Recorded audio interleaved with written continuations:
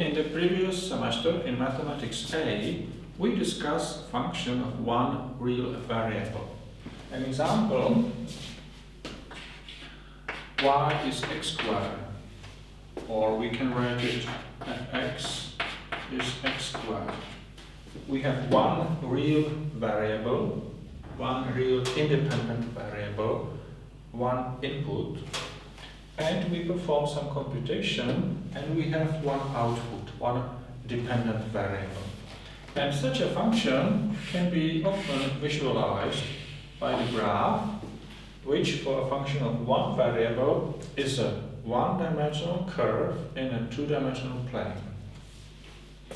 And now we will discuss functions of two or more variables. So instead of fx is x squared, which can be also written f is a function from R to R. Now we will consider function from R2 to R. That means we have two real independent variables, two input values, and one real output variable. Later we will generalize this to more than two and this to more than one. So, if we denote x and y, the two variables for a function of one variable, now we need three letters, x, y for the input for the independent variables, and say z for the dependent variable. So we can write that z is a function of x and y. And similarly, as many properties of a function of one variable can be studied using graph, then even for a function of two variables, graph is a good tool. And for the function of two variables, the graph will be a two-dimensional surface in a three-dimensional space. Okay, let's have a look at a few functions and properties. So perhaps the very simplest function would be z is 0 for all x and y. The graph in the xy plane, xyz space, is the xy plane. Similarly, as a function of one variable, the graph would be the x-axis. If we change this from 0 to something more, then we shift the plane 3 units up. If we consider something like 3 cos x, then the originally horizontal line now declines and the values grow with x. If we instead add y, then instead of growing with x, now it grows with y. And in general, if we have a function like 5 minus x plus 2y, that means a constant plus a constant times x plus another constant times y. This is a linear function, and the graph is a plane, a flat plane, straight plane in a three-dimensional space. Okay, similarly as we have x squared, the parabola, we can have a function of two variables, also x squared. But we mean this as a function of two variables. And this function does not depend on y, but depends on x. Now, when x changes, then it looks like a parabola, but this is independent of y, so you can shift the parabola along the y-axis. If you like the scientific terms, we would call it translational invariance. That means you can translate the graph along the y-axis and nothing changes. If you have the function y squared, then instead of this one, you get something like this one. Again, a parabola with this translational invariance. Well, what about x squared plus y squared?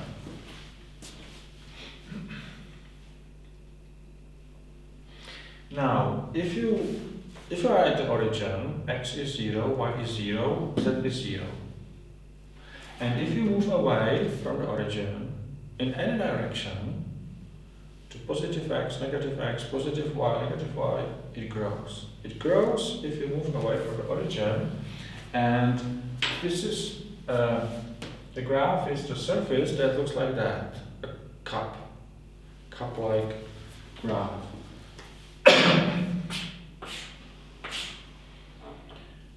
Something like that. Well, and then it grows. And as this is parabola, then this surface is called rotational paraboid. And this is exactly the shape of the antenna if you want to receive satellite television. Still more interesting function is x squared minus y squared. You know what this little minus has for effect. If x squared looks like that, then minus x squared looks like that for a function of one variable. So if you fix y, say 0, then as a function of x, it grows. But on the other hand, if you fix x, say at 0, then as a function of y, it goes down.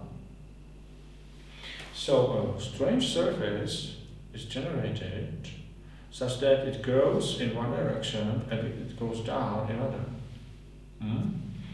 This resembles a saddle on the back of a horse. Because if you go from the head to the tail, it looks like minimum, and if you go to the sides, to the left or to the right, it looks like a maximum. And this surface, or this behavior is called indeed saddle.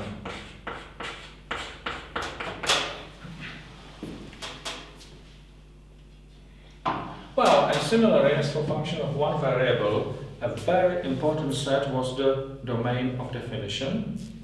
Then even for functions of two variables,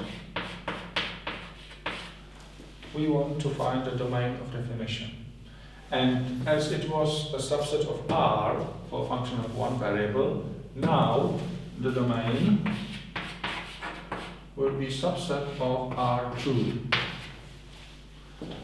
For all the functions that we considered up to now, the domain was R2 itself, the entire plane.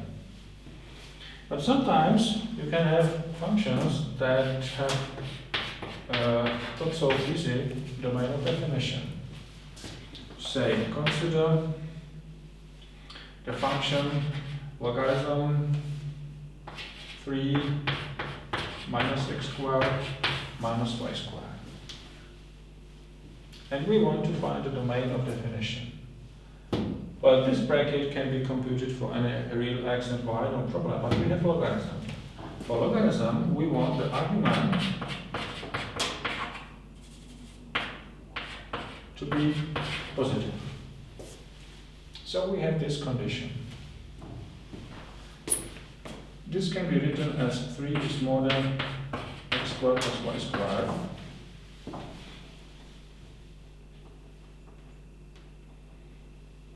But x squared plus y squared is quite an easy quantity.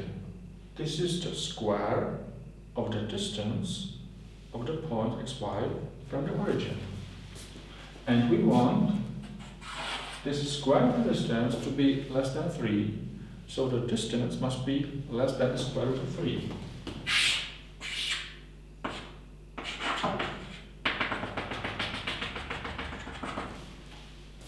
You see, in the xy plane, the points that are inside this circle for the radius square root of 3 satisfy this condition. For the points on the boundary, this bracket is 0, and this is no more good for logarithm. And if you go out, this is negative, so logarithm cannot be evaluated either. Well, we can discuss the properties of this set. Is this set open? Stop me and think it over yourself. Yes, it is.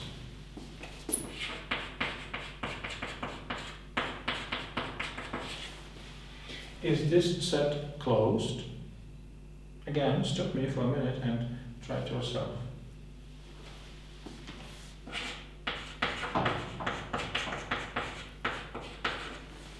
No, because the complement is not open. Is this set bounded?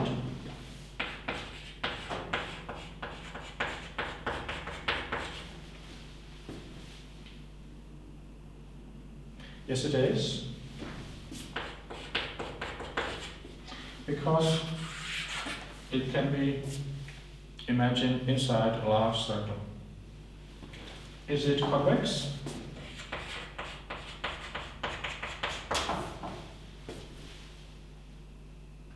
Yes, it is, because any two points can be connected with a straight line. And is it connected? Definitely it is, because if it is convex, it is always connected, yes.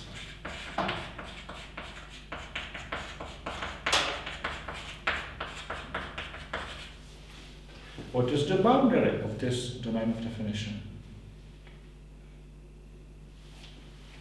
The boundary is this circle, this curve alone, where the bracket is 0. And this boundary does not belong to the set.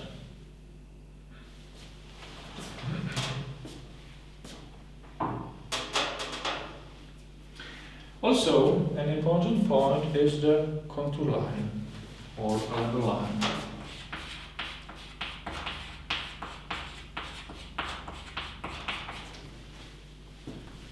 This is the set of all the points in the domain of definition for which the function value is equal to the given number z0. So it has very easy condition. F of xy is equal to z0. Once again, contour line is the set of all the points in the domain of definition for which the function value is equal to the given number z0. This is some constant. So, what about the contour line of this function that goes through the point 5, 1? 5, 1 is somewhere here, and we want the contour line of this function going through this point. So we want f xy to be equal to f 5, 1. Well, so easy. This is the equation of the contour line of this function going through this point. Well, and now if we use this formula for the function, we have that logarithm 3 minus x squared minus y squared is logarithm 3. Oh, no, sorry. This point is out of the domain of definition, so no contour line. Sorry. We should change the point. 5, 1 is bad. Say 1, 1 would be nice. 1, 1. So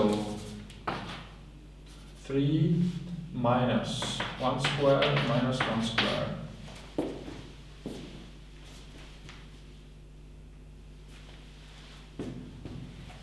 We don't have to evaluate the right hand side because logarithm is here and logarithm is an injective function, so we can remove the logarithm.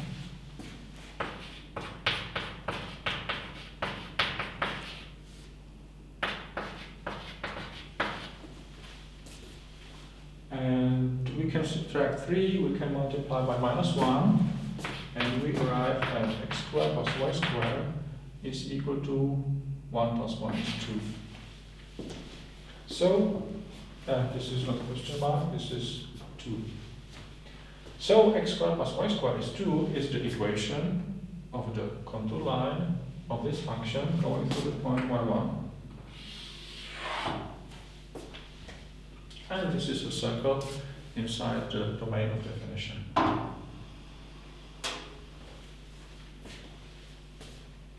Contour line has a big advantage that it can go, the set of contour lines for various z0 values can be plotted, can be sketched on a two-dimensional paper, while the graph of the function of two variables is an object that lives in a three-dimensional space, and this is difficult to plot in a two-dimensional display or paper. So contour line is often a good help to visualize the properties of the function.